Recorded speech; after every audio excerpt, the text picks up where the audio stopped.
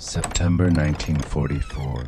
Outside Saint-Lô, France, American soldiers crossed a ruined cider yard and found a strip of white parachute silk hanging from the rafters. Not folded, not hidden, hanging there like a flag no one had dared to touch. Below it, on the hard-packed dirt, lay 4 bodies under rough feed sacks: a father, a mother, their 17-year-old daughter, and a boy small enough that one American private first mistook him for a bundle of clothing. The family had been dead for weeks. Up in the loft beside the parachute silk, the soldiers found a cracked flying compass, a blood-stained map sleeve, and one American boot print pressed into old hay dust. That was all that remained of the airmen the family had hidden. By sunset, a U.S. general would stand in that barn, look at the silk over his head, and decide that the people who died under it would not be buried as victims. They would be buried as allies, and the man who ordered their deaths would be made to dig the graves himself. This is the story of the white parachute silk in the cider barn. The first Frenchman to bring the Americans there was not a soldier. His name was Henri Valin, a former village policeman who had spent the occupation pretending obedience while memorizing names. He knew which German officers took bribes. He knew which neighbors whispered too loudly, and he knew the Delaunay family, because for 20 years he had walked the same road past their orchard, stopped at their kitchen door, and watched their children grow tall enough to carry apple baskets by themselves. Marcel Delaunay was 51, a farmer with shoulders bent by cider barrels and winter pruning. His wife, Elise, kept the account book in a tin box beneath the hearth. Their daughter Claire was old enough to understand danger, and young enough to think courage should still make sense. Their son Luc was 12. He had a habit of carving small airplanes out of scrap wood and leaving them on the windowsill. On the night the American airmen fell, the Delaunays heard the aircraft before they saw anything. A bomber limped across the clouds with one engine coughing fire over the coast road. Minutes later, a white parachute dropped into their western field. The pilot was not heroic when they found him. He was freezing, one ankle broken, a piece of metal lodged in his left shoulder. He had no weapon in his hand, only a compass and a photograph of a woman he kept trying to show them with shaking fingers. Marcel did not give a speech. Elise did not ask whether helping him was wise. They cut the parachute loose, carried him behind the cider press, and hid him in the loft above the apple bins. For 6 days the family lived under a silence so tight it changed the sound of the house. Claire took soup upstairs before dawn. Luc collected the pilot's bloody bandages and buried them under rabbit straw.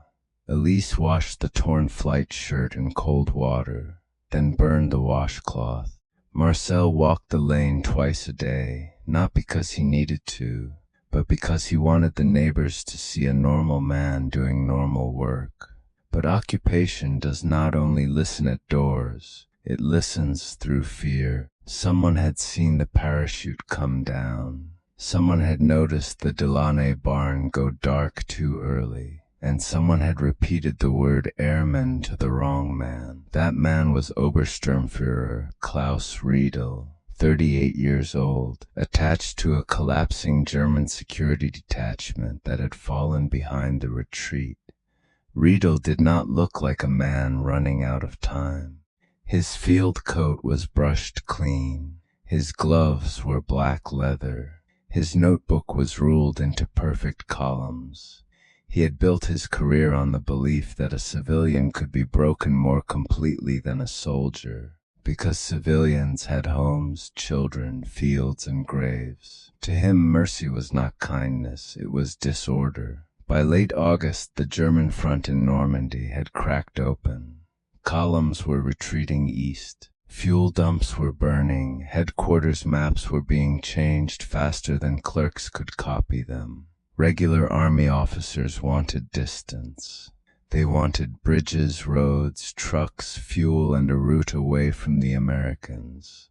But security police wanted examples. They knew their authority was dying, so they tried to make the final hours of that authority look eternal. On a gray morning, Riedel arrived at the Delaunay farm with 6 men, 2 local informers, and a truck whose engine never stopped running. They found the American in the loft because Luke had hidden one thing badly. The boy had kept the pilot's compass, not for betrayal, not for money, because he was 12, and the needle inside it pointed north no matter how many times he turned it. Riedel found the compass under the carved airplanes on the windowsill. Then he looked up. The search took less than 10 minutes. The airman was dragged down with his hands bound and his injured foot twisting under him. Marcel stepped between the German officer and the loft ladder. Elise held Luke so hard the boy's face was pressed into her coat. Claire stood beside the cider press and did not cry. Riedel read from a prepared order as if the words had waited years for this room. Harboring enemy air personnel, assisting hostile operations, treason against the security authority. Marcel asked one question: "What will happen to him?" Riedel looked at the American pilot, then at the family. "The soldier will be processed," he said. "You will be taught." The pilot was sent away in the truck. The family stayed in the barn. No one in the village heard the first shot because the truck engine covered it. They heard the second, then the third, then the fourth. After that, the farm went quiet in a way that made even the collaborators close their shutters. Henri Vallon reached the farm just after noon. He found the barn door open. He found the white silk hanging above the cider press. He found Marcel on the dirt floor with one hand still curled around his wife's sleeve, and he found Luke's carved airplanes scattered under the windowsill. Vallon could not arrest anyone. He could not bury them. He could not even write their names in the open village book without risking the same end.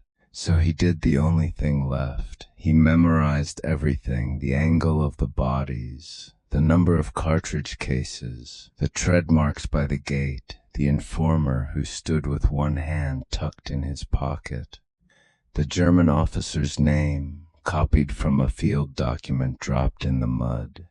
When American troops entered the district weeks later, Vallon walked to their command post carrying a folded sheet of paper inside his boot.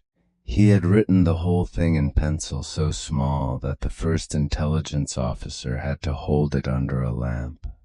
The officer did not believe all of it at first, not because it sounded false, because it sounded too deliberate, too cold, too administrative. Then a patrol found the farm. Then they found the silk, then they found the bodies, and then, near a roadblock east of town, American military police detained a German security officer traveling with a bundle of burned files and a pistol wrapped in a civilian blanket.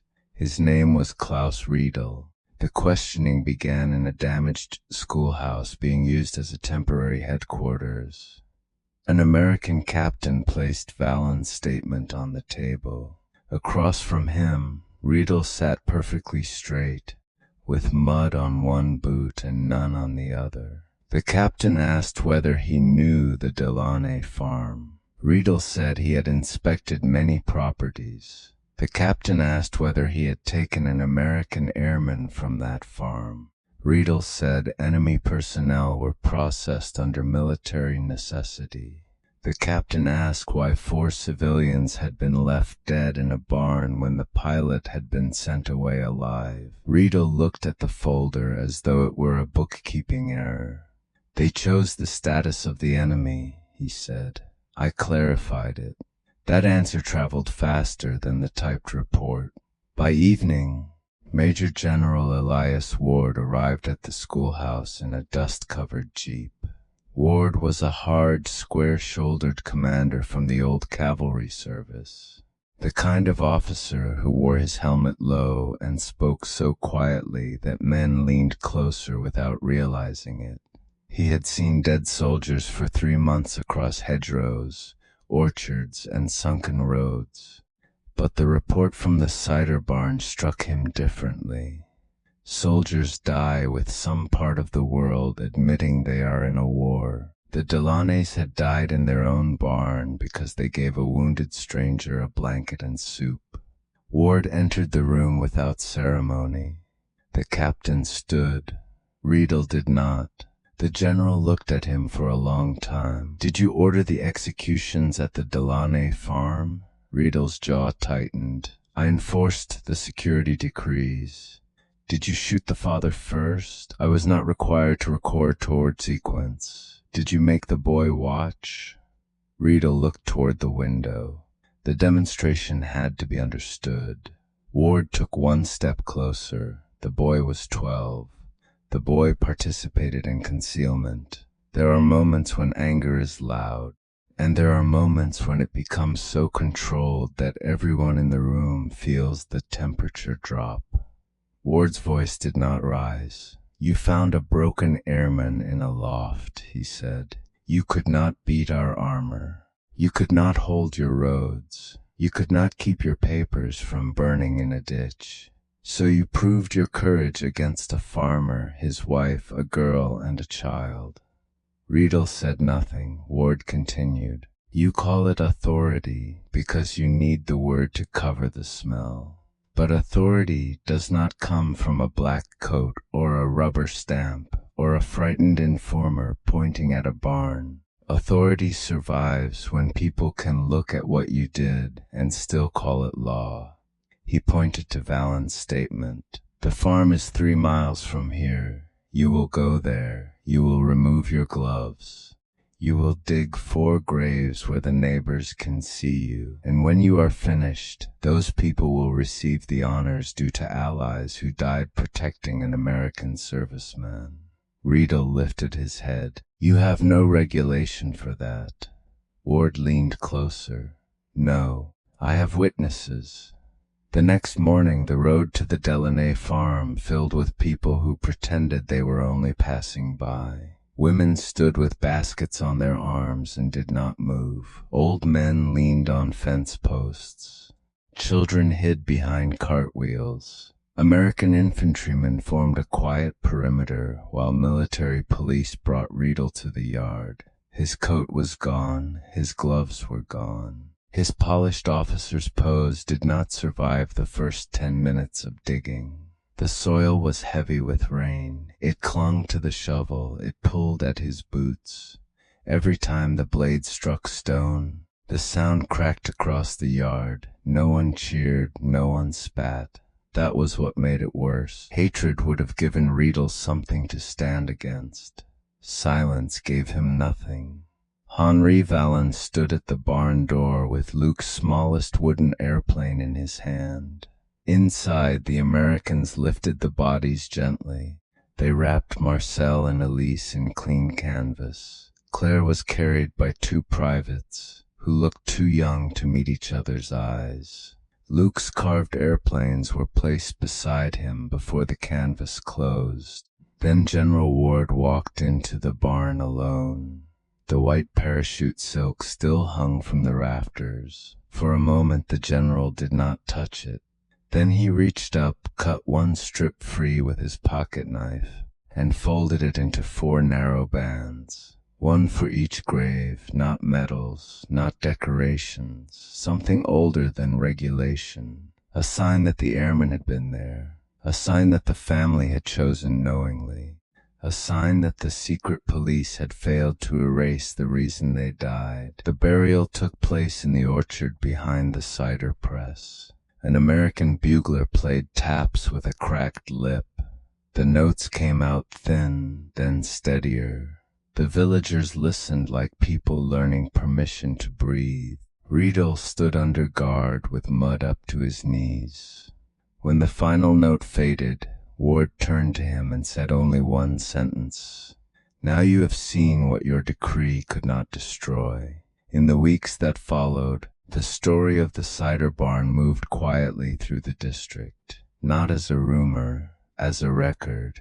Valens' pencil statement became part of the American intelligence file. The cartridge cases were bagged. The name on the dropped field document was copied twice. The pilot, recovered months later from a prisoner column in Germany, confirmed the hiding place, the soup, the broken ladder, the little boy who kept asking how a compass knew where home was. He did not remember every word the family said. He remembered the white silk.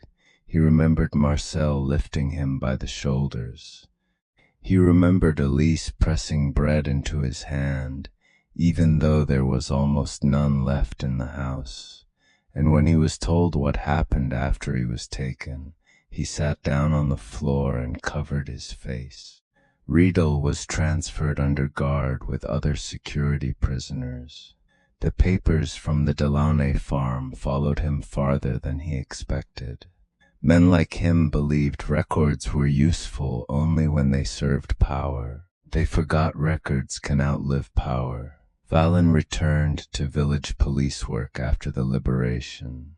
For years he kept Luke's wooden airplane in a drawer beneath his desk. When families argued about stolen chickens, boundary stones, or missing tools, he handled the complaints with the same tired patience he had always had. But every September he walked to the orchard and stood before the 4 graves. The markers were simple, 4 names, 1 date, and beneath them a single carved line. They sheltered 1 life and gave 4.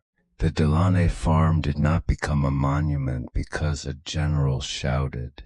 It became a monument because an entire village saw the truth forced back into daylight. The officer who had used secrecy as a weapon was made to work in public.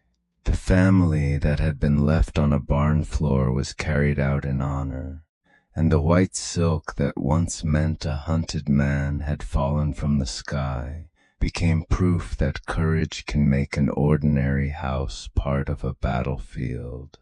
There were no speeches after that strong enough to improve it. No order could bring Marcel back. No ceremony could give Elise another morning at her stove. No bugle note could return Claire's future or put Luke's carved airplanes back in his hands.